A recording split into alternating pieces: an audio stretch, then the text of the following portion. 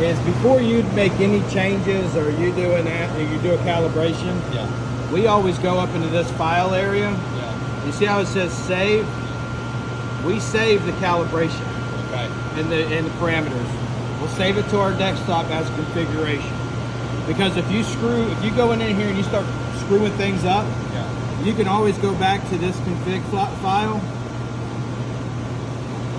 and upload it back in here, and it'll start from where I'm at right now. Okay.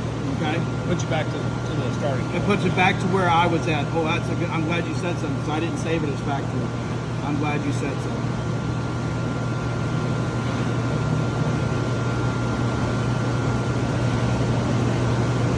This is not something you'll be doing, but you said something and I totally forgot. All right.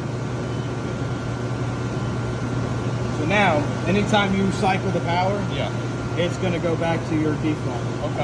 Which is going to be this setup. That's good. All right. I'm glad we caught that. So I'm glad I'm glad I totally forgot about it. So once we've done all that, then you can come in here, take it out of service, you hit calibrate. But since it's already calibrated, I'm not going to recalibrate it. But if you go to this right here, this is a graph. Once you're in manual, you'll hit start, and then you put a number in right here and hit move. So it moves it, and then your next movement.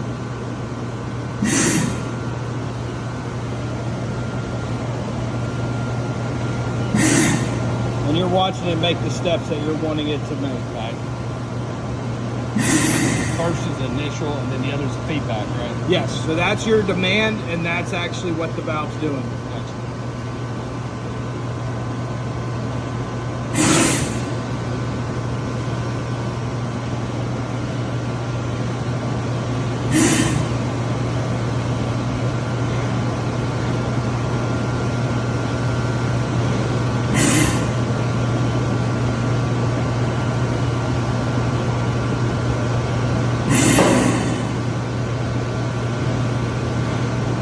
That's your 25% step test. Right, and then you can save that and export this out, right? So what you would do, if you wanted to save this, you would go over here to your file, and you can hit save image.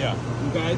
Now, what we do is we save this as the file, but then we come up here and hit snap file. We save that snap file too. And what you do with the snap file is, if you're having any issues, you can take your graph and send it to us, and we can upload this into our program and tell you what you're doing, what you need to do. Okay, so always do an image and a snap file. All right, and you'll find it right here in the far left corner, where it says file. Okay. If you need to shrink it or make it bigger, these buttons all do that over here. So that's your 25% step. You have a little bit. A 1% overshoot here, but if I slow that down anymore, then your curve coming in will slow down drastically. So that initial push on the plug, the heavy plug, it overshoots a little bit. So, but I'm okay with a little bit of overshoot at 75%. That way everything else lines up like it's supposed to. And then you also have your stroke speed.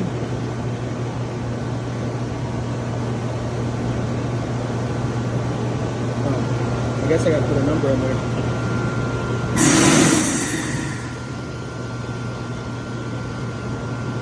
And we do this just to make sure we got to have 2 seconds for our open and close. And I want to be able to see that, and then I can take it up here, and it'll show you from this is a 2-second stroke time from this point to this point, and we're pretty much 1.5 seconds.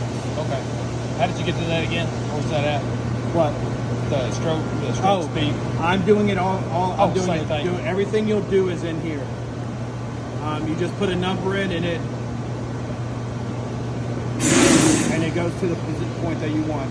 Now this is another test we do, and I'll leave it at 50% for 2-3 minutes just to see if it does any kind of movement, like you have a leak anywhere. This is how you test for any internal leaks. And right now, I mean, it's hitting dead nuts. I mean, at 49.95, and I'm asking for 50%. Gotcha. But yeah, that's all right. And then we also do a 2, 4, 6, 8, and a 10% test. I'm not going to run through that, but I can show you. Let me go ahead and stop that.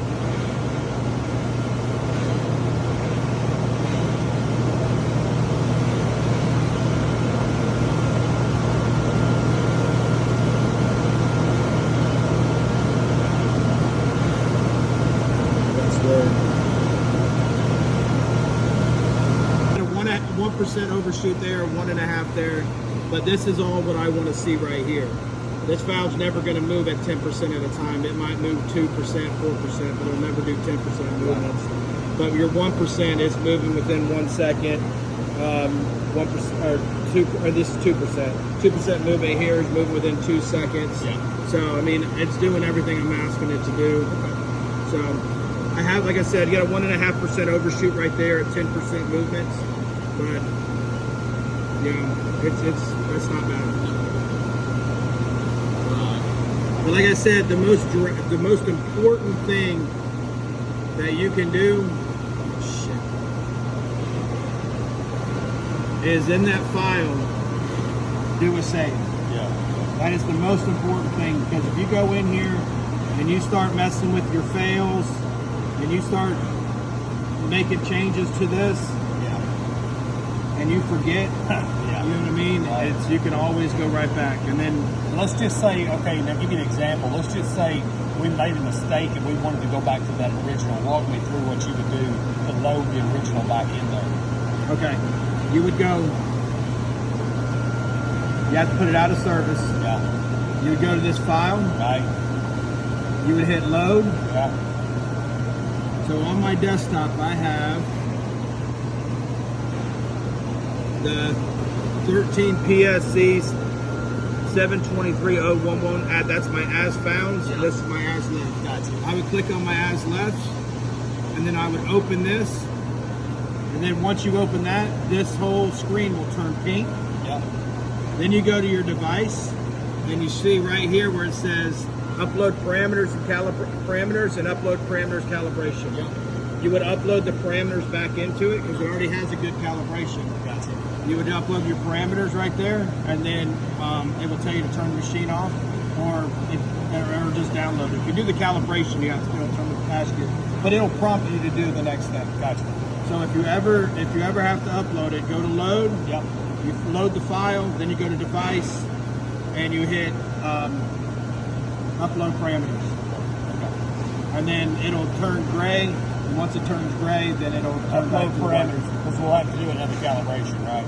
Or do upload parameters. Yeah. You're always I always do another calibration. Okay. It never hurts to do a calibration. Gotcha. And then when you do a calibration, when you're in here, you hit start cal. Yeah. It'll ask you, do you want to do a normal one or a hard limit? Okay.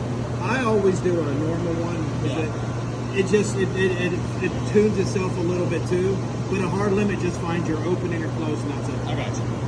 So sometimes if you're having issues with it, it's sticking in the valve or it's sticking inside your stepper motor, it's easier just to do a hard limit. And that way, when you're starting up, you could be off a little bit. It's going to find where it needs to be, but you need that valve to stay close. Okay. And that's usually what your hard limit's for. In normal, it finds your endpoints and then your 50%.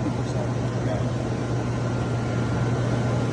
But that's pretty much it. Now, I didn't give you the code for this one because when you go in there, it's more in depth. You start messing with your encoder and stepper motor. You mess with your probe, and it's just stuff that we don't even give it to our younger guys. No. You know what I mean? Because when you go in there and start messing with those are not safe parameters. Right. So then you can start messing up your zero and stuff like that. Cause problems. Right? Yeah. But the password you was talking about getting in here is 12345. 12345. We have a different password we use. Yeah. And he was starting to give it to you. Yeah. But that gets you into like the advanced page, and once you get into there, you can mess things up then. Yeah, we probably don't need that. No. What about getting into this right here? We used to have the code written on the box. Yeah, it's up, down, okay. I believe that's what it is.